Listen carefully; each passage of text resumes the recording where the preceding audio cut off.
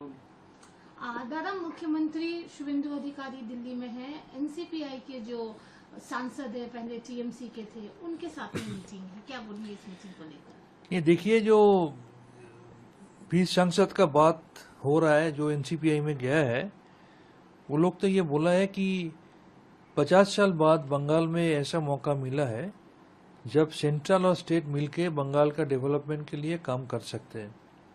क्योंकि इसके पहले हम लोग 34 साल सीपीएम का टाइम में देखा है और टीएमसी का टाइम में हमने 15 साल देखा है। टोटल 49 इयर्स में सेंट्रल स्टेट पॉलिटिकल डिफरेंस रहने के लिए बंगाल का तरक्की जो जितना हो सकता था उतना हो नहीं पाया। अभी 50 साल बाद ये मौका मिला है, बंगाल का जनता जनार्दन ने राय दिया है कि सेंट्रल स्टेट मिलके बंगाल का डेवलपमेंट के लिए काम किया जाए।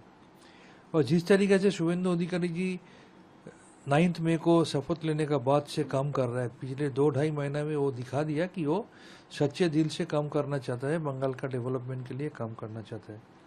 तो इस मौके पर अभी अगर डेवलपमेंट का मुद्दे पे वो सांसदों के साथ सेंट्रल लीडरशिप का प्रेजेंस में अगर चीफ मिनिस्टर का मीटिंग होता है तो ये स्टेट के लिए बहुत बड़ा बात है। हमको लग रहा है आने वाला दिन में बहुत बढ़िया डेवलपमेंट हर एक पार्लियामेंट्री कॉन्स्टिट्यूएंसी में और पूरा बंगाल में देखने का मिलेगा। दूसरी तरफ कुणाल घोष जो है, उनका ये दावा है कि जो रेबल टीएमसी के एमएलएज हैं या एमपीज भी हैं कुछ, वो लोग वापस से कालीघाट आने के लिए कंटिन्यू कॉल कर रहे हैं ममता बनर्जी के साथ। देखिए, कौन किसको कॉल कर रहा है ये तो कॉल ट्रेस करना पड़ेगा, सच है कि झूठ है देखने के लिए। लेकिन कहना एक चीज है और जो सामने आता है वो दूसरा चीज है। हम तो देखा है जिस तरीके से एमपी लोग और एमएलए लोग वो तृणमूल को छोड़ के बाहर जा रहा है, वो तो अभी भी कंटिन्यू कर रहा है। आज भी मीडिया में देखा, चंद्र बोस बोल के एक सीनियर लीडर था जो कुछ दिन पहले टीएमसी में ज्वाइन किए थे, वो भी वो वाला टीएमसी छोड़ के चला गया। तो कहना आप कुछ भी कह सकते हैं, लेकिन जो नजर में आ रहा है वो समथिंग डिफरेंट है। नजर में यही आ रहा है कि सब छोड़ के जा रहा है। अभी ये भी बातें आ रही है कि टीएमसी के टाइम पे जो मिनिस्टर थी डॉक्टर शशि पांजा चुनाव हार गई है, लेकिन अब वो भी कालीघाट कैंप की तरफ से रीतो ग्रुप में आने वाली है, क्योंकि वैसे ही काफी दिन से वो चर्चा में नहीं है जब से हारी है, बट चंद्रिमा की तरह उनका भी रुख इस तरफ हो सकता है। देखिए, हम तो बहुत पहले बोला है, जिस तरीके से ह्यूज करप्शन के खिलाफ बंगाल का आदमी राय दिया है पिछले चुनाव में, तो सब कोई छोड़ के जा रहा है। और चुनाव हारने के बाद भी जिस तरीके से ये कहा गया था हम लोगों ने चुनाव हारा नहीं है, हम रेजिग्नेशन नहीं देंगे, और ये बंगाल का आदमी ठीक से नहीं लिया, इसलिए सब छोड़ के जा रहा है। और सब सोच रहे हैं कि बंगाल का डेवलपमेंट होना चाहिए, और डेवलपमेंट के लिए जो करना चाहिए वो लोग वही कर रहे हैं। लेकिन कुणाल घोष का कहना यह है कि जो रेबल हो रहे हैं या दूसरी तरफ जा रहे हैं, या तो वो पुलिस प्रेशर या तो फिर वो पावर की वजह से जा रहे हैं। देखिए, हम भी तो चले गए, लेकिन मेरा ऊपर पुलिस प्रेशर भी नहीं था, कोई मेरा पावर का कोई हम पावर केस भी नहीं है और मेरा कोई केस भी नहीं है। हम वो आदमी है जो आरजीकर का टाइम में पार्टी में रहते हुए भी, पार्टी का एमपी रहते हुए भी, पार्टी का नेशनल स्पोक्स पर्सन रहते हुए भी, आरजीकर में जो हिमालयन फाइनेंशियल करप्शन हुआ था उसका डॉक्यूमेंट कोई मीडिया को दिए बिना हम ममता बनर्जी के पास पहुंचा दिया था, शास्त्र भवन में दिया था और नवान्न में देके आए थे। लेकिन हमने क्या देखा, उसका खिलाफ कार्रवाई तो नहीं हुआ, ऊपर से मेरे को वहां से निकाल दिया गया। जिन लोगों के खिलाफ कंप्लेन था उनको दोबारा रीइंस्टेट कर दिया गया। इससे ये सबूत होता है कि जो करप्शन में इन्वॉल्व था उनको प्रोमोट किया जाता था उस टाइम में। हम तो उस टाइम का पार्टी का वर्कर था, तो कि मेरे लिए तो एप्लीकेबल नहीं है। इसका मतलब मेरे को ये नहीं लगता है जो कोई यहाँ पर जा रहा है सब डर के मारे जा रहा है, ये सच है, ये मेरे को नहीं लगता है।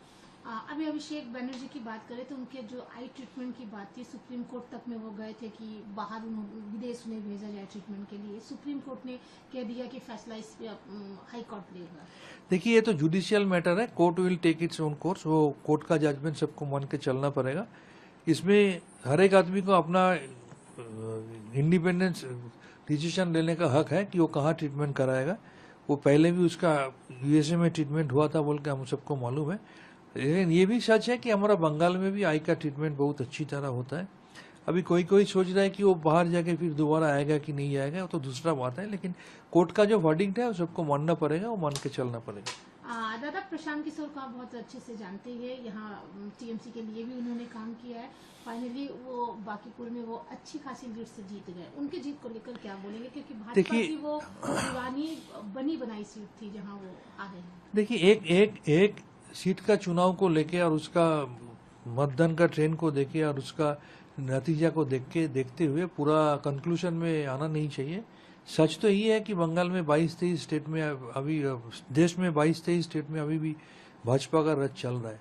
सच तो यही है कि जहां पर भी चुनाव हो रहा है मेजोरिटी में भाजपा ही जीत रहा है। तो ये सच तो आपको मानना पड़ेगा और यही मान के चलना पड़ेगा। दादा, हेल्थ मिनिस्टर ने बोला है कि ब्लड बैंक जो है उसमें एक स्कैम सामने आया है। एक ब्लड बैंक जाना माना है, उसका लाइसेंस भी कैंसिल कर दिया गया है। आप तो इस इंडस्ट्री से जुड़े ही हुए हैं। देखिए, इसके पहले जो हेल्थ मिनिस्टर हुआ करती थी वो साल में एक बार भी स्वास्थ्य भवन में जाती नहीं थी। अब जो नया हेल्थ मिनिस्टर बना है वो खुद एक डॉक्टर है, जाने माने डॉक्टर है, और चीफ मिनिस्टर शुभेंदु अधिकारी का लीडरशिप में हेल्थ मिनिस्टर जिस तरीके से काम कर रहा है, हमको तो पहले हम लोगों को थोड़ा थोड़ा पता था कि हेल्थ में हिमालयन करप्शन हो चुका है बहुत सारा सेक्टर में, मेडिकल काउंसिल हो, हेल्थ रिक्रूटमेंट बोर्ड हो, हेल्थ यूनिवर्सिटी हो। अभी शारदा मुखर्जी ये भी निकल के लाया सबका सामने कि किस तरीके से ब्लड बैंक में भी इतना करप्शन हुआ है।